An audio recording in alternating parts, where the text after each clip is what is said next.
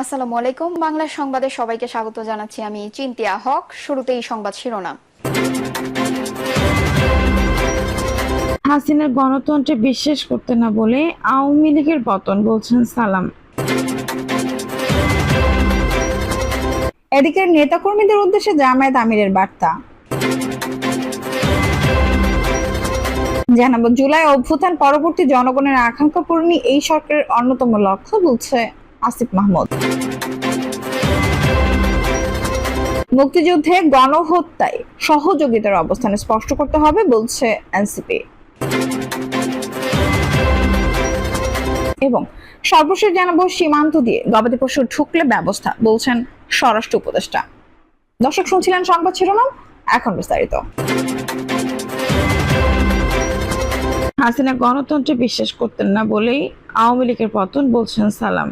BNP chairperson Begum Khaleda জিয়ার উপদেষ্টা ও দলের রাজশাহী বিভাগের দায়িত্বপ্রাপ্ত সমন্বয়ক বীর মুক্তিযোদ্ধা আব্দুল সালাম বলেছেন, শেখ হাসিনা গণতন্ত্রে বিশ্বাস করতেন না বলেই আওয়ামী লীগের পতন হয়েছে। আব্দুল সালাম বলেন, বিএনপি জনগণের রাজনীতি করে, আন্দোলন সংগ্রামের মধ্য দিয়ে জনগণের আস্থাভাজন দলে পরিণত হয়েছে। বিএনপি নেত্রী খালেদা জিয়াকে হত্যার চেষ্টা করা হয়েছে, তারেক রহমানকে হত্যা করতে চেয়েছে সরকার, কিন্তু ব্যর্থ হয়েছে। 5 আগস্ট শেখ হাসিনার পতনের পরও বিএনপি ধৈর্য ধরে আছে, কারণ বিএনপি গণতন্ত্রে বিশ্বাস করে।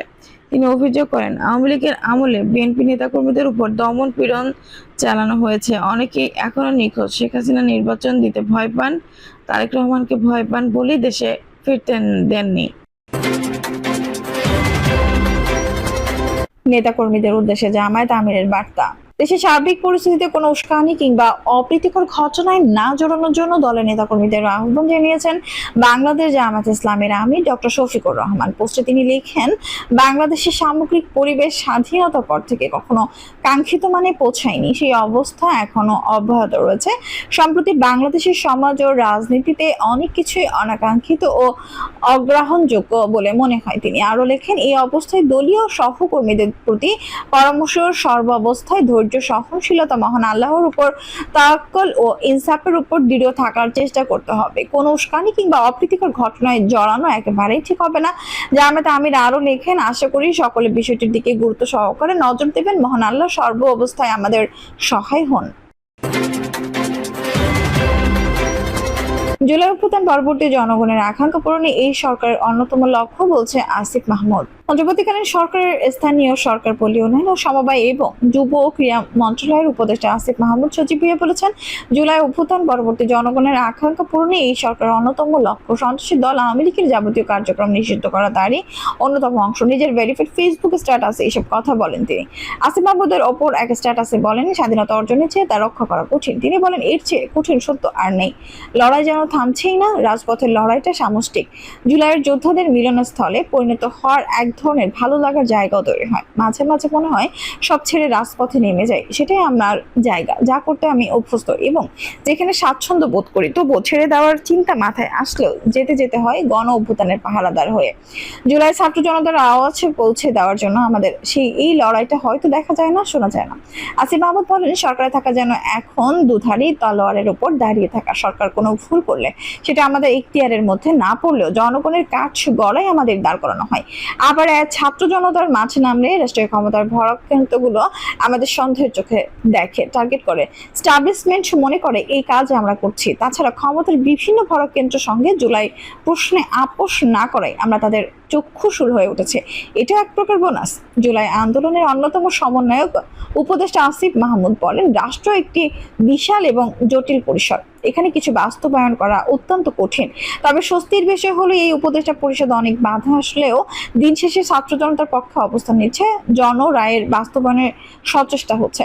যতদিন এটা পারবে জুলাই গণ অভ্যুত্থানের পক্ষে থাকবে, গণ অভ্যুত্থানের কণ্ঠস্বরকে যত গুরুত্ব দেবে ততদিনই আমি আছি। যদি শহীদদের পক্ষ ছেড়ে দিই তবে আমার এখানে আর কাজ নেই।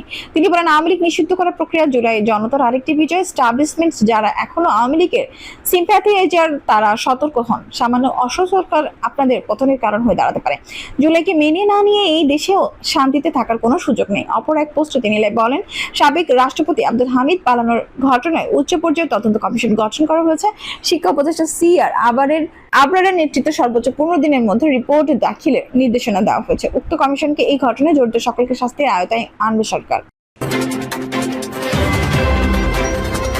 মুক্তিযুদ্ধে গণহত্যায় সহযোগিতার অবস্থান স্পষ্ট করতে হবে বলছে এনসিপি। 1971 সালে মুক্তিযুদ্ধে যাদের বিরুদ্ধে গণহত্যার সহযোগিতার অভিযোগ করেছে তাদের রাজনৈতিক অবস্থান জাতির সামনে তুলে ধরার আহ্বান জানিয়েছে জাতীয় নাগরিক পার্টি। বার্তায় এনসিপি বলেছে, যারা 1971 সালে এই জনপদের মানুষের জনযুদ্ধের বিরুদ্ধে অবস্থান গ্রহণ করেছিল এবং যাদের বিরুদ্ধে গণহত্যার সহযোগিতার অভিযোগ করেছে, আমরা চাই তারা নিজেদের সুস্পষ্ট রাজনৈতিক অবস্থান জাতির সামনে ব্যাখ্যা করে জাতীয় সমঝোতা ঐক্যকে সুদৃঢ় করবে এবং 24-এর অভ্যুত্থানের জন আকাঙ্ক্ষাকে বাস্তবায়নে সহযোগী হবে।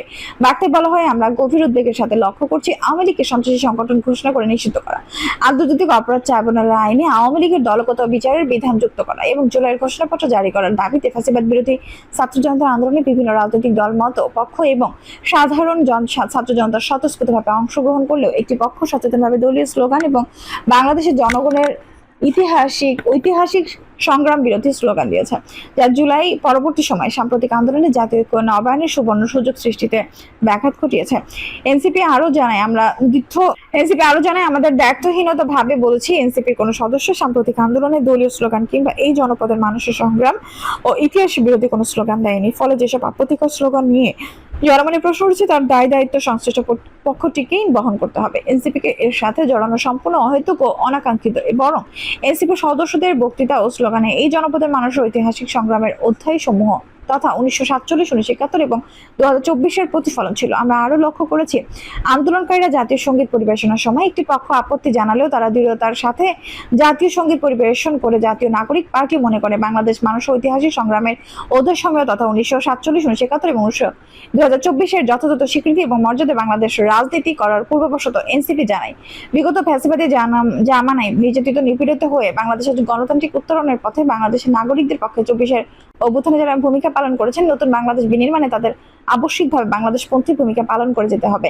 এনসিপি মনে করে কোনো রাজনৈতিক দল বা পক্ষের পূর্বেকার রাজনৈতিক অবস্থান বা আদর্শের কারণে ইতিপূর্বে বিভাজন ও অনেক রাজনীতির সূত্রপাত ঘটলে সংশ্লিষ্ট দল বা পক্ষের দায়রায় বাংলাদেশের মানুষের সামনে নিজের সুস্পষ্ট অবস্থান ব্যাখ্যা করে জাতীয় ঐক্যের পথে হাঁটার বাংলাদেশের জনগণের মধ্যকার বৃহত্তর ঐক্যের মাধ্যমে কেবল মুজিববাদীকে সামগ্রিকভাবে পরাস্ত করা সম্ভব হবে বলে আমরা মনে করি।